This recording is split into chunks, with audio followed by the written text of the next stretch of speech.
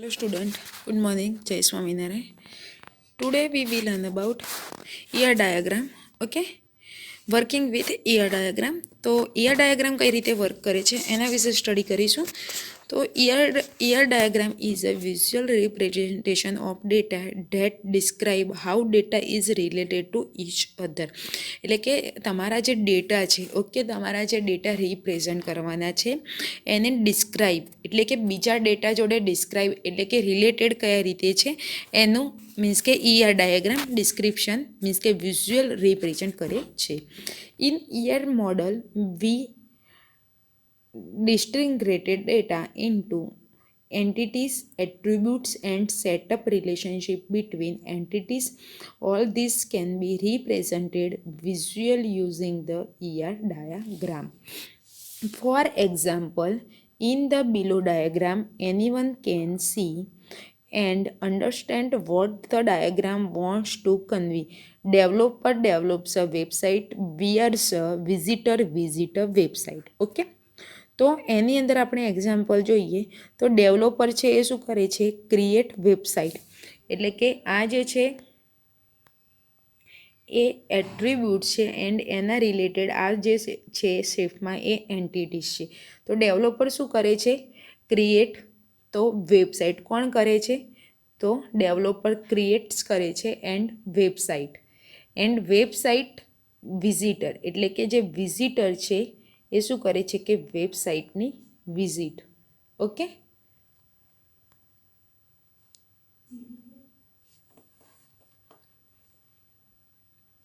Next, components of ER diagram: entity, attributes, relationship, etc. From the components of ER diagram, and there are defined symbol and shape to represent each one of them. એટલે કે ER ડાયાગ્રામની અંદર જે component છે કે entities છે, attribute છે, relationship છે, એની અમુક જે સિમ્બોલ છે ER ડાયાગ્રામના એના થ્રુ જ આપણે રિપ્રેઝન્ટ કરી શકીએ છીએ. Let's see how we can represent this in our ER diagram. For simple entity, simple rectangle box represent an entity. તો તમારી જે એન્ટિટી છે એને તમે સિમ્પલ જે રેક્ટેંગલ છે, આ જે રેક્ટેંગલ છે એની અંદર જ મીન્સ કે તમે એન્ટિટી મીન્સ કે ડિફાઇન કરી શકો છો. Relationship between entities, weak and strong. રિલેશનની જે એન્ટિટી હોય છે, જે એન્ટિટીને આપણે જે રિલેશનશિપના મોડમાં નાખીએ છીએ તો એ કેવી હોય છે, વીક એન્ડ સ્ટ્રોંગ. તો rhombus is used to set up relationship between two or more entities. Okay, એટલે કે તમે જે રિલેશનશિપ છે એને બે રીતે ડિફાઇન કરી શકો છો કે સિંગલ સ્ટ્રોંગ છે એને આ રીતે ડિફાઇન કરો છો અને વીક છે એને આ જે ફોર્મેટ છે એના થ્રુ તમે ડિફાઇન કરી શકો છો. Attributes four any entity. તો ellipse is used to represent attributes of any entity. It is connected to the entity. તો એટ્રીબ્યુટ્સને કઈ રીતે ડિફાઇન કરો છો, તો આ તમે સિમ્પલ શું લીધું છે, બુક લીધું છે. બુક છે એ તમારું શું થયું કે એન્ટિટી. ઓકે, હવે બુક છે તો એ બુકનો ઓથર બી હશે ને એને જે ડેટે પબ્લિશ કર્યું હશે એ ડેટ બી હશે. તો આ જે author and date of publish થયું એ એના શું થયા, એટ્રીબ્યુટ્સ થયા. ઓકે, તો એટ્રીબ્યુટ્સને હંમેશા તમે આ રીતે ડિફાઇન કરી શકો છો આ સેફની અંદર. Okay. Next, weak entity. A weak entity is represent using double rectangle box. એટલે કે વીક એન્ટિટી છે અને તમે ડબલ બોક્સની અંદર રિપ્રેઝન્ટ કરી શકો છો, પણ કેવા કે રેક્ટેંગલ બોક્સની અંદર. It is generally connected to other entity. Key attributes for any entity. So to represent a key attributes, the attribute name inside the ellipse is underlined. Key attributes છે એને તમે એટ્રીબ્યુટ્સના શેપ આપીને તમારો જે ક્યુ એટ્રીબ્યુટ છે લખીને એની નીચે અંડરલાઇન કરી શકો છો. એ રીતે તમે key attributes of for any entity represent કરી શકો છો. Next, derive attributes for any entity.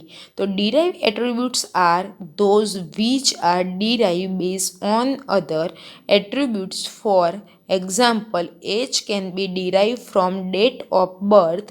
To represent the derived attributes, another dotted ellipse is created inside the main ellipse. Okay, એટલે કે જે તમારો ડિરાઈવ એટ્રીબ્યુટ્સ છે તો એટ્રીબ્યુટ્સનું સિમ્બોલ કરીને તમારે જે ડોટ છે એનાથી મીન્સ કે સિમ્બોલ ડ્રો કરવો પડશે એલિપ્સ, એન્ડ એની અંદર તમે ડિરાઈવ એટ્રીબ્યુટ્સ લખી શકો છો. Next, મલ્ટીવેલ્યુ attributes four any entity. તો double ellipse one inside another represent attributes which can have multiple value. અહીંયા તમે જોઈ શકો છો કે ડિરાઈવ એટ્રીબ્યુટની અંદર શું છે કે એક એટ્રીબ્યુટ ડ્રો કરીને એને ડોટથી મીન્સ કે કરવાનો છે, જ્યારે આની અંદર મેઇન એટ્રીબ્યુટ ડ્રો કરવાનો છે ને એના જેવો શેપ મીન્સ કે આપીને બીજો એની અંદર તમે મલ્ટી વેલ્યુ એટ્રીબ્યુટ્સ સેટ કરી શકો છો. Composite attributes any entity. Okay, તો આ composite attribute is attribute which has attribute. એટલે કે તમે જે attributes મીન્સ કે જે ડ્રો કરો છો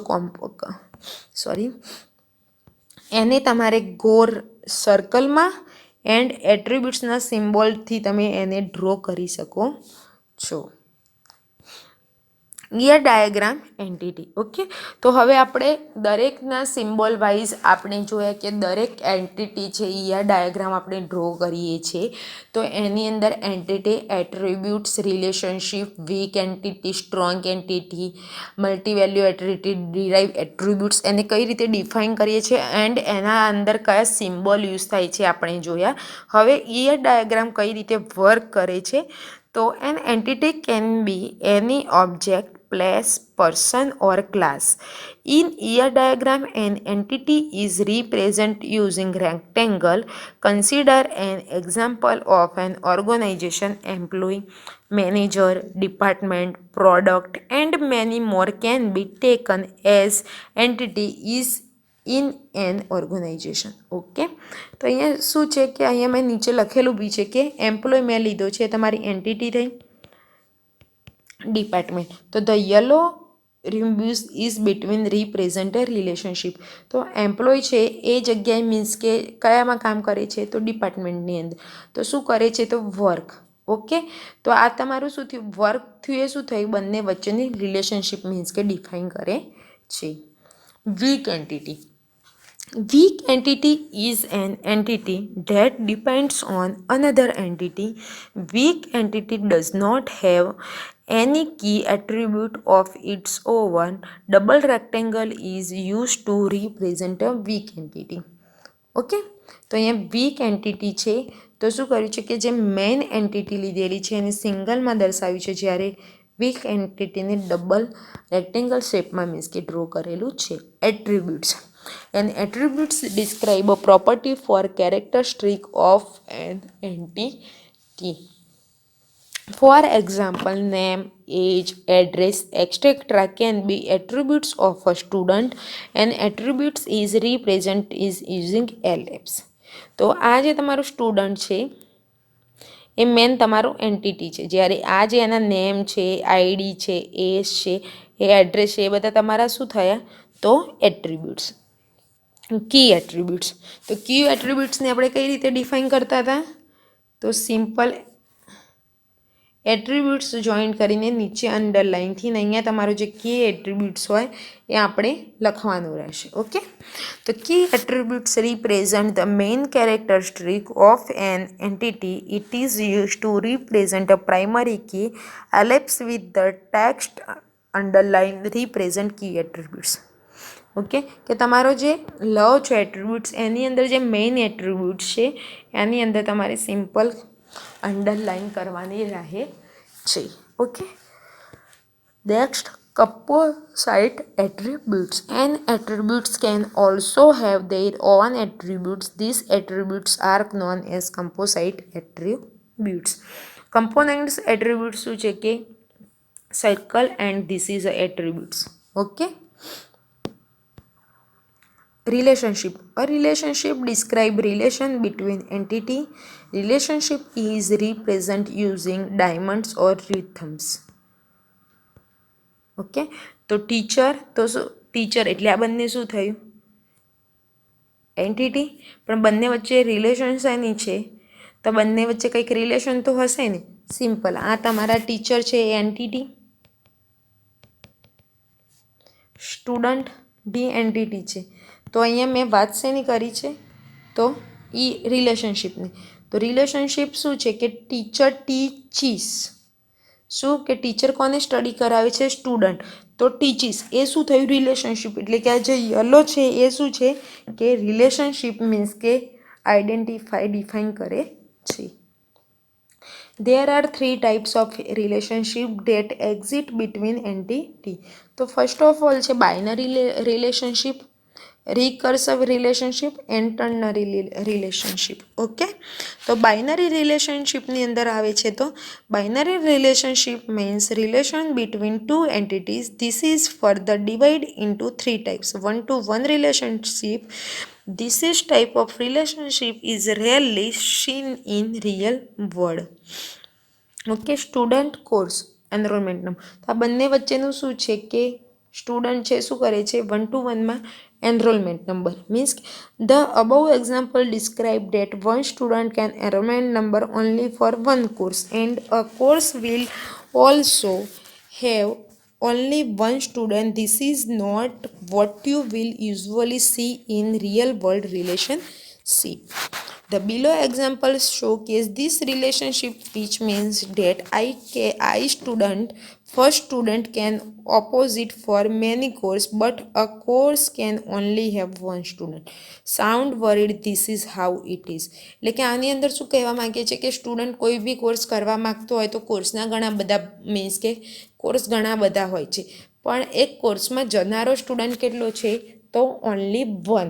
તો શું થયું કે બંને વચ્ચે 1-to-1ની રિલેશનશિપ થઈ. તો શું કરવા, તે એને એનરોલમેન્ટ નંબર આપવામાં આવ્યો જે તે કોર્સ રિલેટેડ. તો એ બંને વચ્ચે રિલેશનશિપ આઈડેન્ટિફાઈ કરે છે. Many to many relationship, sorry, 1-to-many relationship. તો the below example showcase okay student and enrolment number. Okay, આ મેની ટુ વન રિલેશનશિપની વાત થઈ. Okay, next many to one relationship. It is reflect business rule that many entities can be associated with just one entity. For example, student enrolls for only one course, but a course can have many students. Student ઘણા બધા છે, okay, અને એ કોર્સમાં જનારો શું છે, તો only one student છે. તો આ many to one relationship. Many to many relationship એટલે કે સ્ટુડન્ટ બી વધારે છે અને કોર્સ બી વધારે છે, એટલે કે મોર દેન વન. એટલે કે જનારા એક કોર્સમાં જનારા સ્ટુડન્ટ બી વધારે છે એન્ડ એક કોર્સના મીન્સ કે કોર્સ બી વધારે છે. તો the above diagram represent that one student can enrolment for more than one course. એટલે કે એક કોર્સમાં કરવા કરતાં ઘણા કોર્સ કરે છે, એટલે તો મેની ટુ મેની રિલેશનશિપ. એટલે એના માટે એને જે એનરોલમેન્ટ નંબર આપેલો છે એ શું કરે છે, તો રિલેશનશિપ આઈડેન્ટિફાઈ કરે છે. And a course can have more than one student enrolment number in it. Recursive relationship. When an entity is related with itself, it is known as recursive relationship. Employee manage. Relationship of degree there is called ternary relationship. A ternary relationship involves three entities. In such relationship, we always consider two entities together and then look up upon the third. Okay? તો કઈ રીતે third? તો above relationship involve three entities. Above એક્ઝામ્પલમાં 1, 2 and 3 entities છે. Company operates in sector producing some product. જે કંપની છે okay એ અમુક સેક્ટરની અંદર મીન્સ કે પ્રોડક્ટ ડિફાઇન કરી છે. તો ટોટલી શું થયું કે ટર્નલી કે ટુ એન્ટિટીઝ છે, પણ મેઇન એન્ટિટી કઈ ગણાય છે? તો કંપની.